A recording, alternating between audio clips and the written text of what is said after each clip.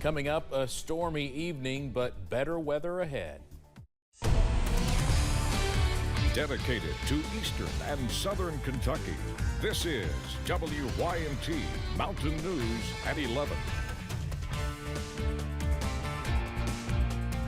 Good evening, I'm Steve Hensley. Our weather is finally quieter tonight after a day of heavy rain, strong winds, and severe storms across Kentucky. Meteorologist Evan Hatter has more on what to expect overnight. Evan, still a little bit of rain left out there.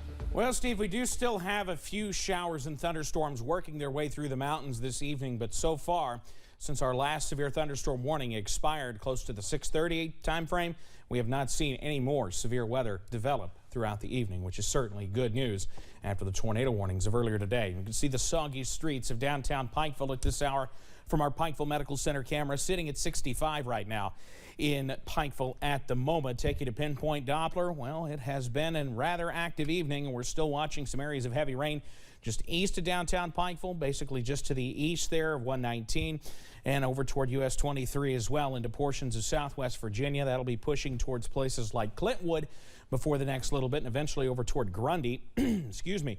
We still do have some heavy rain not far from downtown Williamsburg. That'll be moving through over the next little bit and taking you off to the north from Stanton, east of Irvin, down toward Anvil, places east of McKee, headed towards places like Beattyville, Boonville, over toward Frenchburg over the next little bit. Watching more showers and thunderstorms. Not a whole lot of lightning, but some heavy rain, some brief gusty winds possible. The good news is that the level 2 slight risk has been taken out of the mountains overnight, and many of our southern counties now out of even the level 1 marginal risk, but places from, well, let's say from Irvin to Hazard on to Norton and points off to the north and east still in that level 1 threat overnight. But I think the greatest threat remains well off to our east as we head into the overnight. Big spin in the atmosphere. That's a big low pressure that is heading our way as we head into the day tomorrow. Mid-60s out there tonight. Keep that WYMT weather app handy. You open it up. First off, it'll give you an alert if your area comes under a warning. Second, you open it up, you'll notice, well, we're quieting down into tomorrow. Yes, we still have a few showers, but severe weather not expected as we head into the day on Friday. I'll have the very latest on just when we see the sun return coming up in just a few minutes. Steve? Evan, thank you.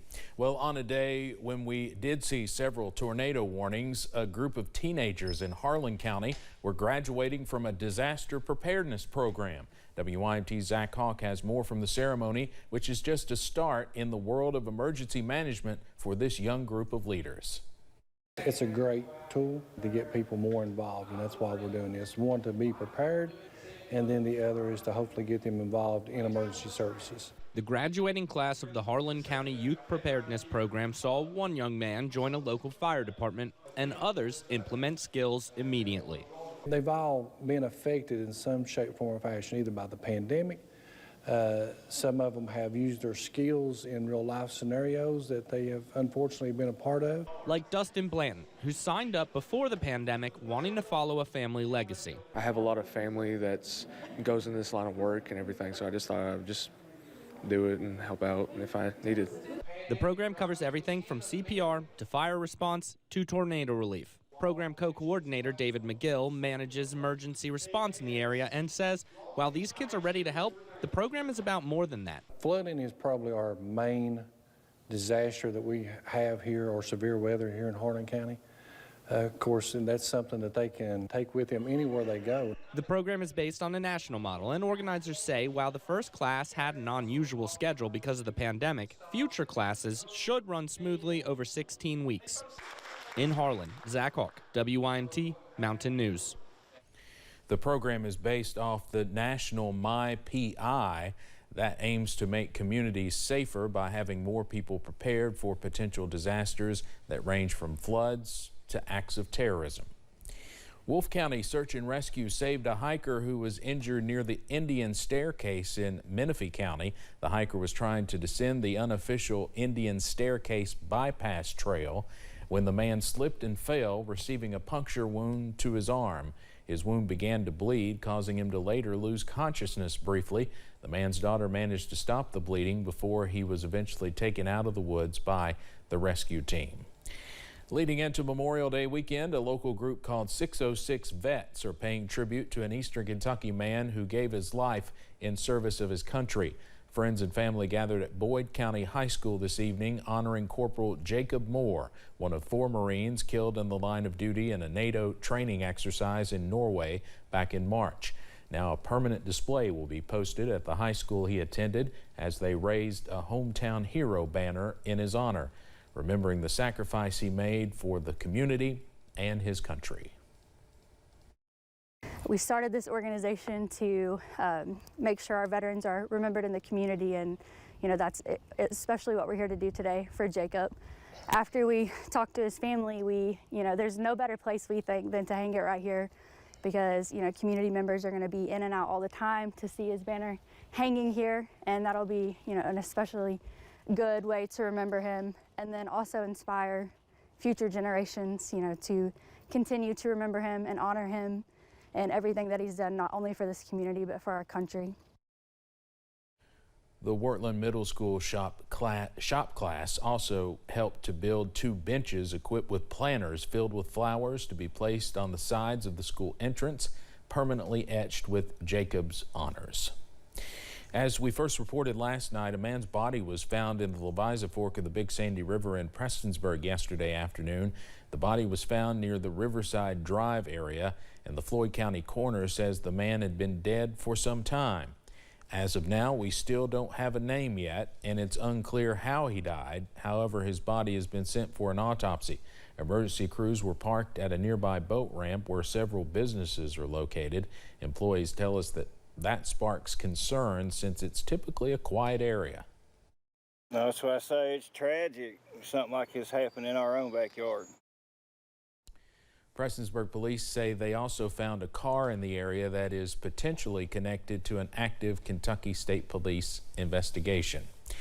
The Lexington man charged with the murders of his wife and 2 daughters will stay in jail without bond. A judge entered a not guilty plea for Steve Wilson today. Officials say 65-year-old Lisa Wilson and her daughters, 38-year-old Bronwyn and 42-year-old Brianni, were found dead inside their house on Kaywood Drive. Police said they each had multiple gunshot wounds. When you have something like this, you just pick and pick and pick and try to figure out what could have possibly happened, what could have possibly gone wrong. The Wilsons' neighbors and family members say they are shocked and saddened. Lisa was a longtime nurse at Good Samaritan Hospital. Brianna worked at the Lexington Public Library. Bronwyn worked at Mondelli's Bake Shop.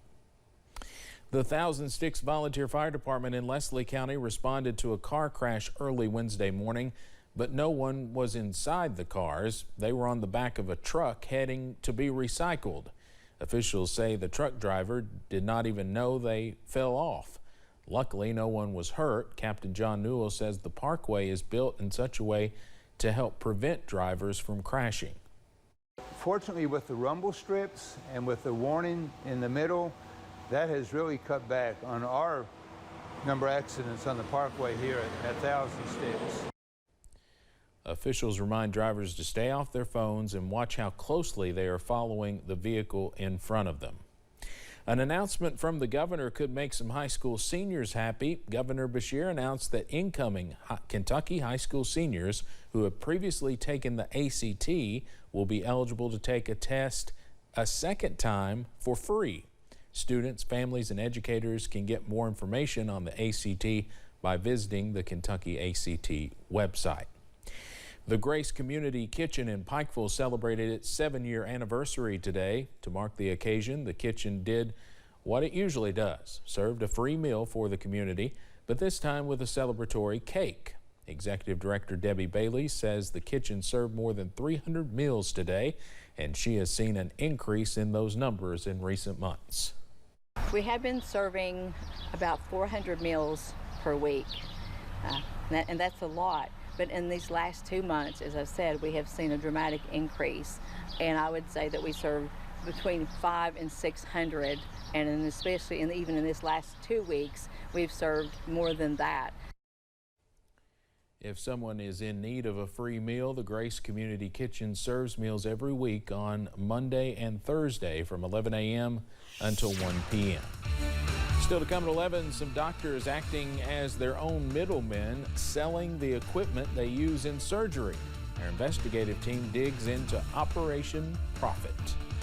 But first, things are looking much quieter and much calmer once we finish out our storm chances. The very latest coming right up. If you or someone you love has developed Parkinson's disease after being exposed to gramoxone or any herbicide